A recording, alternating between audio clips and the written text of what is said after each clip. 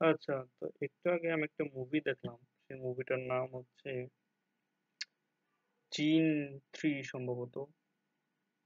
বাংলাদেশে horror movie খুব কম বানানো হয়। যদি বানানোও হয় সেগুলা খুব একটা বেশি ভালো ব্যবসা করতে পারে না। কিন্তু রিসেন্ট টাইমে 'জিন' নামে একটা মুভি সিরিজ বেশি না ২-৩ বছর আগে বেশ পপুলার হয়েছিল এবং এরই ধারাবাহিকতায় আরো ২ টা সিক্যুয়াল বের হয় এবং এটারই 3rd ইনস্টলমেন্টটা সম্ভবত আইস্ক্রিনের প্ল্যাটফর্মে ডিজিটালি অ্যাভেলেবল হয়। আমি সেই সাবস্ক্রিপশন নেওয়ার পরে আজকে মুভিটা দেখেছি এবং আমি তারই হালকা পাতলা একটু রিভিউ আম আমি জানি না এটাকে রিভিউ বলা যাবে কিনা কিন্তু হরর মুভি সম্পর্কে আমার অল্প একটু কথা আছে আরকি। বিষয়টা হচ্ছে কি যে হরর মুভি এমন একটা কনসেপ্ট যেখানে আপনার হাই বাজেট দিয়ে বানানো স্পেশাল ইফেক্ট যদি স্টোরি ওয়াইজ কনভিন্সিং না হয় তাহলে যেকোনো হলিউড, বলিউডের মুভিতে হচ্ছে জিনিসগুলা হাস্যকর বা শিশুসুলভ লাগে আরকি। তো আমি যেটা বলতে চাচ্ছি সেটা হচ্ছে যে বাংলাদেশে মুভি অনেক অল্প বাজেটে তৈরি হয় এবং স্পেশাল এফেক্টস এর কাজ হাস্যকর। তো আমি সেদিকে যাব না। কারণ বাংলাদেশে যেহেতু মুভিটা বানানো হয়েছে তাই স্পেশাল ইফেক্টের কাজে বা ভিএফএক্স, সিজিআই এর কাজে একটু ঘাটতি যে থাকবে সেটা যৌক্তিক কারণেই এটা ধরেই নেওয়া যায়। তো স্পেশাল ইফেক্টের দিকে না গিয়ে আমি স্টোরি ওয়াইজ কিছু কথা বলতে চাই। সেটা হচ্ছে যে স্টোরি ওয়াইজ এখানে অনেকগুলো পজিটিভ দিক আছে। আমি জানি উম এই মুভি নিয়ে যারা রিভিউ-টিভিউ করবে বা ইতিমধ্যে করে ফেলেছে তাদের বেশিরভাগই হচ্ছে এই ব্যাপারে নেগেটিভ রিভিউ এবং আম নেতিবাচক কথাই বেশি বলবে। বাট আমি কয়েকটা পজিটিভ দিক তুলে ধরতে চাই। সেটা হচ্ছে স্টোরি ওয়াইজ এই মুভির কনসেপ্টটা বেশ ভালো ছিল। ভালো ছিল এই কারণে কারণ বাংলাদেশে এরকম স্টোরি লাইনের মুভি আগে আর তৈরি হয় নাই। যে মূলত সিনপসিসটা আমি যদি আপনাদেরকে একটু বলি তাহলে একটা বাচ্চা তাকে ধরে নেওয়া হয় সে মৃত। কিন্তু এর কয়েক ঘন্টা পরে তাকে কোনো এক কারণে তার কবর খুঁড়ে তাকে বের করে নিয়ে আসার পরে দেখা হয় যে সে জীবিত অ্যাকচুয়ালি কবরস্থানে সে বসে আছে। সে অ্যাকচুয়ালি মৃত না, তার শরীরে কোনো ক্ষতের চিহ্ন নাই, কিচ্ছু নাই। তো এখানে একটা প্রশ্ন স্বাভাবিকভাবে সবার মনে আসে যে সে যে এত ঘন্টা কবরের ভিতরে ছিল তো এতক্ষণ সে কি করছে? কিভাবে ছিল? কি দেখছে না দেখছে এইসব। এই কোয়েশ্চেনটা বা এই যে রিভলভিং এই ঘটনাকে রিভলভ করে যে একটা মিস্ট্রি তৈরি করা হয়েছে ছবিতে সেটা বেশ ইন্ট্রিগিং লাগছে আমার ১ম দিকে। উম অভিনয়ের দিক থেকে যদি বলি তাহলে বাচ্চা একটা ছেলে আছে। আমি ওই ছেলেটার নামও জানি না। যেহেতু এটা আমার ১ম ভিডিও আমি তেমন রিসার্চও করি নাই। আ জাস্ট randomly ক্যামেরা খুলে সামনে বসে পড়া আরকি। আর ক্যামেরাও তেমন একটা এক্সপেনসিভ না জাস্ট প্যান্ট করার জন্য।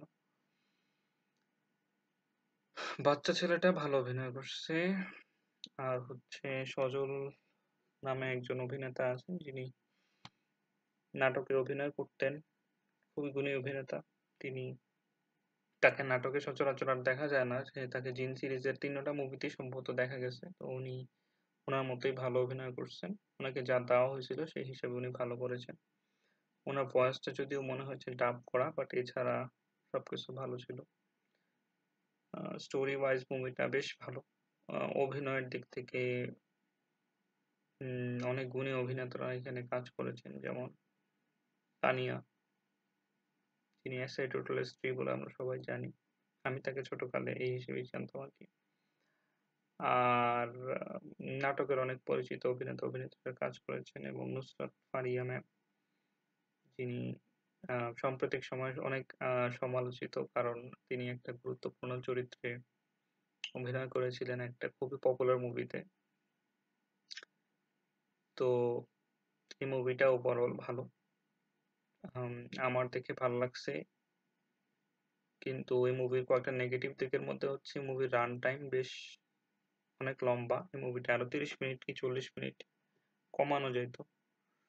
আর স্টোরি ওয়াইজ যে পজিটিভ দিকটার কথা বলছিলাম, সেই জায়গাটার দিক থেকে তারা এক্সপ্লোর বেশি একটা করে নাই। মানে হচ্ছে তা ওই যে মানে যে প্রশ্নটা আমি শুরুতে আপনাদেরকে বলছিলাম যে বাচ্চাটা কবরস্থানে কি করতেছিল, সেই কোশ্চেনটার একটা ক্লিয়ার অ্যান্সার তারা দেয় নাই।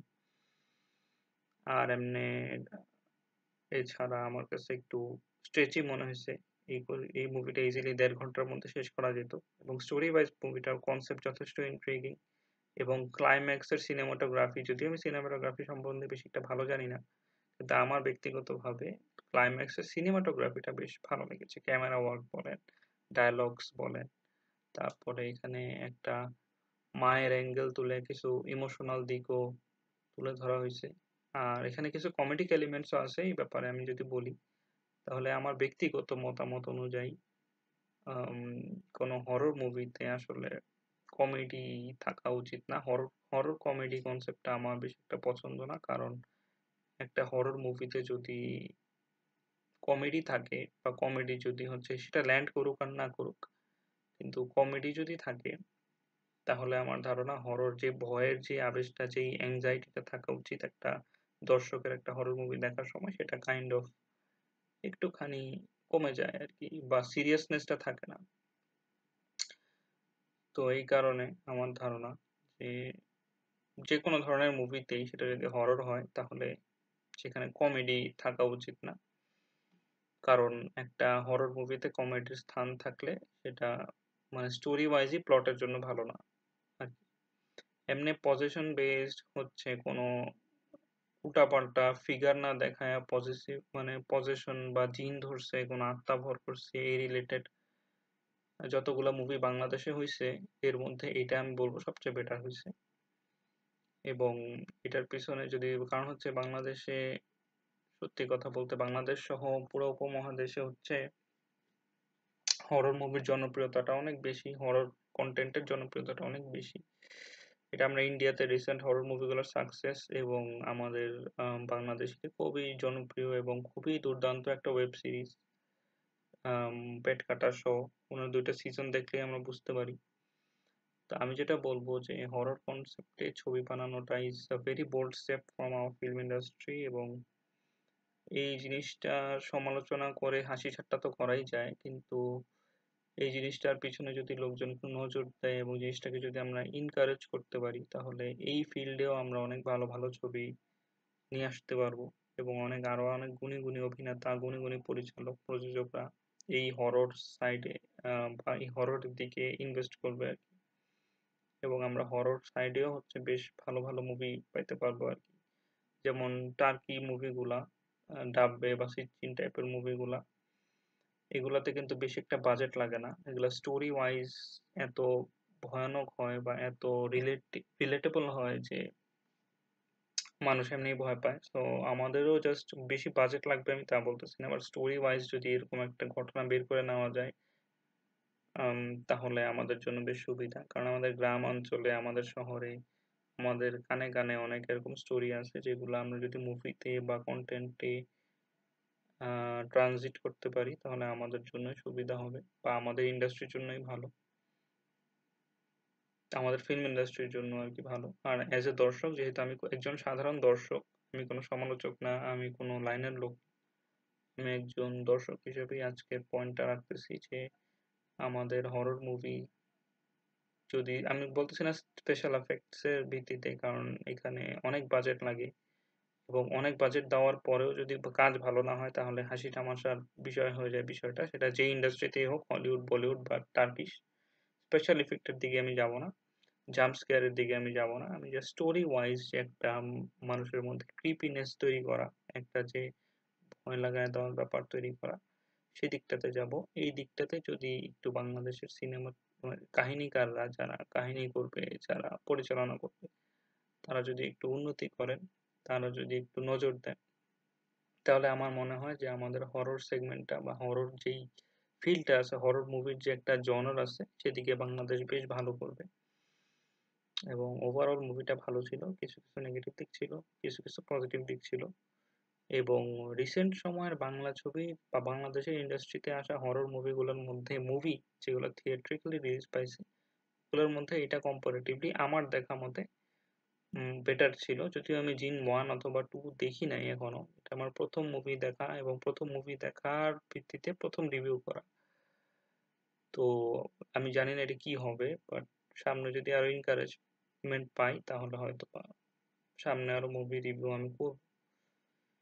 অ্যান্ড আমি জানি না আজকের ভিডিওটা আমার কেমন হয়েছে, but I hope that I don't become a meme material in the future.